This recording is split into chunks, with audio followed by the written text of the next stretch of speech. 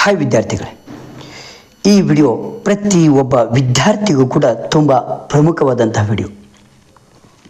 ಈ ವಿಡಿಯೋದಲ್ಲಿ ಏನಿದೆ ಅಂದರೆ, ಒಂದೇ ದಿನದಲ್ಲಿ ಪೂರ್ತಿ ಸಿಲೆಬಸ್ ಓದುವುದು ಹೇಗೆ ಅನ್ನೋ ಮಾಹಿತಿ, ಕೊನೆಯ ದಿನದಲ್ಲಿ ಯಾವ ತರಹ ಓದಬೇಕು ಅನ್ನೋ ಮಾಹಿತಿ, ಏನೇನು ರಿವಿಷನ್ ಮಾಡಬೇಕು ಅನ್ನೋ ಸಂಪೂರ್ಣವಾದಂಥ ಮಾಹಿತಿ ಈ ವಿಡಿಯೋದಲ್ಲಿದೆ.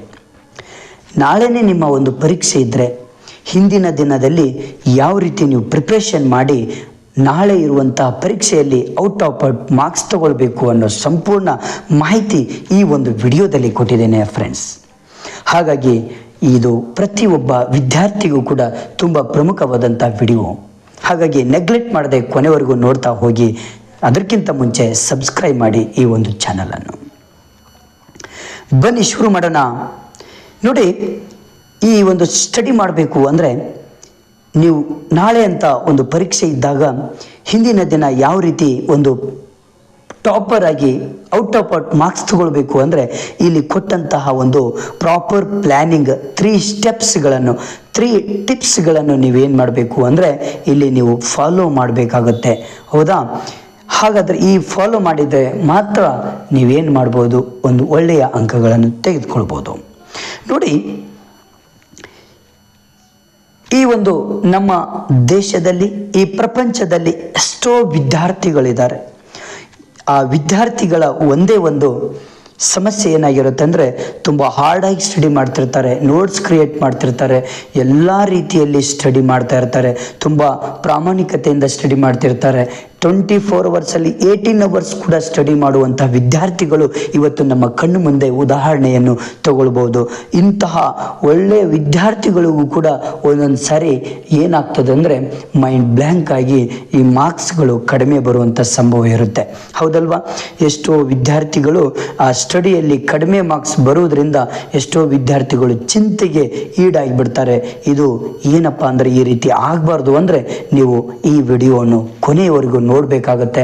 ಈಗ ನಾವು ಏನು ಮಾಡೋಣ, ಲೆಟ್ಸ್ ಸ್ಟಾರ್ಟ್ ದ ವಿಡಿಯೋ ನಾವು. ಅಂದರೆ ನಾವು ವಿಡಿಯೋವನ್ನು ಶುರು ಮಾಡೋಣ. ಬನ್ನಿ. ನೋಡಿ, review your syllabus. First tips ಯಾವುದು ಅಂದರೆ ರಿವ್ಯೂ ಯುವರ್ ಸಿಲೆಬಸ್. ಅಂದರೆ ನೋಡಿ, ಈ ದ್ವಿತೀಯ PUC ತಗೊಳ್ರಿ, SSLC ಬೋರ್ಡ್ ಎಕ್ಸಾಮ್ ತಗೊಳ್ಳಿ, ದ್ವಿತೀಯ PUC ಬೋರ್ಡ್ ಎಕ್ಸಾಮ್ ತಗೊಳ್ಳಿ, ಡಿಗ್ರಿ ಎಕ್ಸಾಮ್ ಬೋರ್ಡ್ ಎಕ್ಸಾಮ್ ತಗೊಳ್ಳಿ.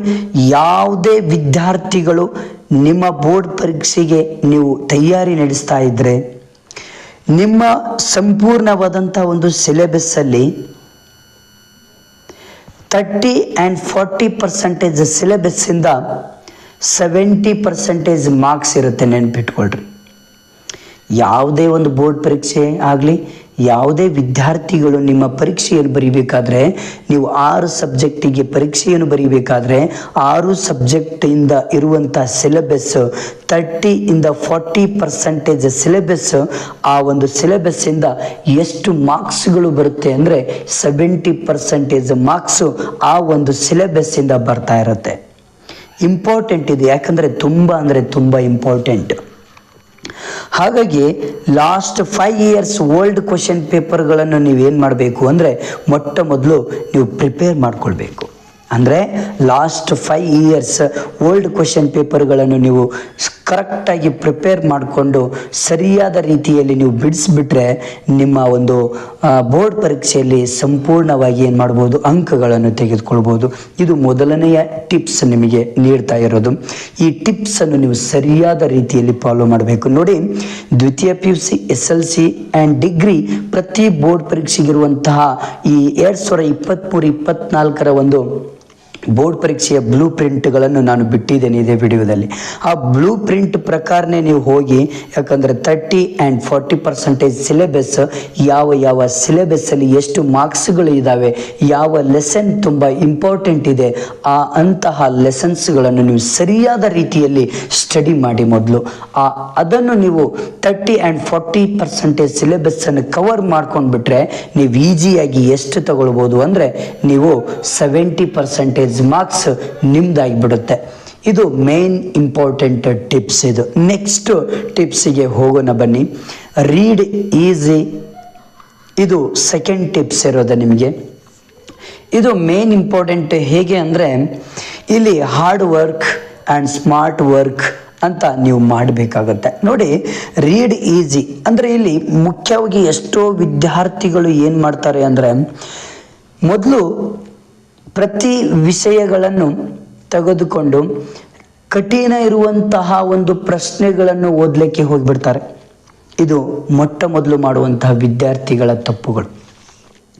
ನೀವು ಯಾವುದೇ ಒಂದು ವಿಷಯವನ್ನು ತೆಗೆದುಕೊಂಡಾಗ ಆ ವಿಷಯದಲ್ಲಿರುವಂತಹ ಸರಳವಾದಂತಹ ನಿಮಗೆ ಅರ್ಥವಾಗುವಂತಹ ವಿಷಯಗಳನ್ನು ಮೊದಲು ನೀವು ಮನದಟ್ಟು ಮಾಡಿಕೊಂಡು ಪರ್ಫೆಕ್ಟಾಗಿ ಪ್ರಿಪೇರ್ ಮಾಡಿಕೊಳ್ಳ್ರಿ. ಇದು ಎಲ್ಲ ಪರ್ಫೆಕ್ಟ್ ಆಗಿ ಆದಮೇಲೆ ನೀವು ಕಠಿಣವಾದಂತಹ ನಿಮಗೆ ತಿಳಿದೇ ಇರುವಂತಹ ಒಂದು ಪ್ರಶ್ನೆಗಳು ಮತ್ತು ಪಾಠಗಳನ್ನು ನೀವು ಅರ್ಥ ಮಾಡ್ಕೊಳ್ಳಿಕ್ಕೆ ನೀವು ಹೋಗಬೇಕಾಗತ್ತೆ. ಯಾಕಂದರೆ ನಾಳೆನೇ ನಿಮಗೆ ಪರೀಕ್ಷೆ ಇರುತ್ತೆ. ಹಿಂದಿನ ದಿನ ನೀವು ಏನು ಮಾಡಬೇಕು ಅಂದರೆ, ನಿಮಗೆ ಗೊತ್ತಿರುವಂತಹ ನಿಮಗೆ ತಿಳಿದಿರುವಂತಹ ಸರಳವಾದಂತಹ ಪರೀಕ್ಷೆಗಳನ್ನು ನೀವೇನು ಮಾಡಬೇಕು, ನೀವು ಸ್ಮಾರ್ಟ್ ವರ್ಕ್ ಆಗಿ ಮಾಡಿಕೊಳ್ಬೇಕು. ಯಾವುದೇ ಕಾರಣಕ್ಕೂ ನೀವೇನು ಮಾಡಬಾರ್ದು, ನಾಳೆ ಅಂತ ಎಕ್ಸಾಮ್ ಇದ್ದರೆ ಹಾರ್ಡ್ ವರ್ಕ್ ಮಾಡಲಿಕ್ಕೆ ಹೋಗಬಾರ್ದು, ಡೀಪ್ ಆಗಿ ಓದಲಿಕ್ಕೆ ಹೋಗಬಾರ್ದು, ಯಾವುದೇ ಕಾರಣಕ್ಕೆ ಒತ್ತಡವನ್ನು ತೆಗೆದುಕೊಳ್ಬಾರ್ದು. ನೀವು ಆ ದಿನ ಸ್ಮಾರ್ಟ್ ಸ್ಟಡಿ ಮಾಡುವುದರಿಂದ ಮತ್ತು ಕ್ವಶನ್ಸ್ ಪೇಪರ್ಗಳನ್ನು ಪ್ರಿಪೇರ್ ಮಾಡೋದ್ರಿಂದ ನೀವು ಈಸಿಯಾಗಿ ನಾಳೆ ಇರುವಂತಹ ಒಂದು ಪರೀಕ್ಷೆ ತುಂಬ ಈಸಿಯಾಗಿ ನೀವೇನು ಮಾಡ್ಬೋದು, ಸಾಲ್ವ್ ಮಾಡ್ಬೋದು. ಇದು ಎರಡನೇ ಸ್ಟೆಪ್, ಎರಡನೇ ಟಿಪ್ಸ್. ಕೊನೆಯ ಟಿಪ್ಸ್ ನೋಡೋಣ ಇವಾಗ. ಸೆಲ್ಫ್ ಬಿಲೀಫ್ ಅಂದರೆ ಎಷ್ಟೋ ವಿದ್ಯಾರ್ಥಿಗಳಿಗೆ ತಮ್ಮ ಪರೀಕ್ಷೆಯನ್ನು ಬರೆಯುವಂಥ ಸಮಯದಲ್ಲಿ ತಮಗೆ ನಂಬಿಕೆ ಇರೋದಿಲ್ಲ. ಅಂತಹ ವಿದ್ಯಾರ್ಥಿಗಳು ನೀವು ಬರೆಯುವಂತಹ ಪರೀಕ್ಷೆ ನಿಮ್ಮ ಮೇಲೆ ನಿಮಗೆ ನಂಬಿಕೆ ಇರಬೇಕು. ಮೇನ್ ಇಂಪಾರ್ಟೆಂಟ್, ನಿಮ್ಮ ಮೇಲೆ ನಿಮಗೆ ನಂಬಿಕೆ ಇದ್ದಾಗ ನೀವು ಬರೆಯುವಂತಹ ಒಂದು ಪರೀಕ್ಷೆ ಪಾಸಿಟಿವ್ ಆಗಿ ನಿಮಗೆ ರಿಸಲ್ಟ್ ಬರುತ್ತೆ, ನಿಮಗೆ ಒಳ್ಳೆಯ ಅಂಕಗಳನ್ನು ತಂದು ಕೊಡುತ್ತೆ.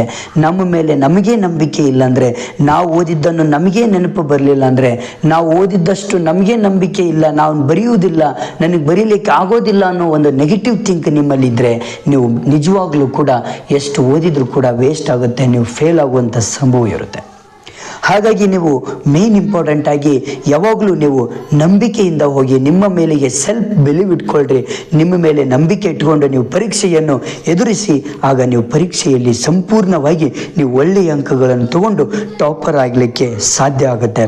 ಇದು 3 ಸ್ಟೆಪ್ಸ್ಗಳನ್ನು 3 ಟಿಪ್ಸ್ಗಳನ್ನು ಫಾಲೋ ಮಾಡಿ, ಯಾವುದೇ ಕಾರಣಕ್ಕೂ ನೆಗ್ಲೆಕ್ಟ್ ಮಾಡಲಿಕ್ಕೆ ಹೋಗಬೇಡಿ. ಓಕೆ, ಇದು ನನ್ನ ಒಂದು ವಿಡಿಯೋ. ನಿಮ್ಮ ಒಂದು ಭವಿಷ್ಯವನ್ನು ರೂಪಿಸುವುದಕ್ಕೆ, ನಿಮ್ಮ ಭವಿಷ್ಯವನ್ನು ನಿಮ್ಮ ಒಂದು ವಿದ್ಯಾರ್ಥಿಯ ಒಂದು ಜೀವನದಲ್ಲಿ ಒಂದು ಸಕ್ಸಸ್ಫುಲ್ ಆಗೋದಕ್ಕೆ ನನ್ನ ಸಣ್ಣ ಕಾಣಿಕೆ ಇದು.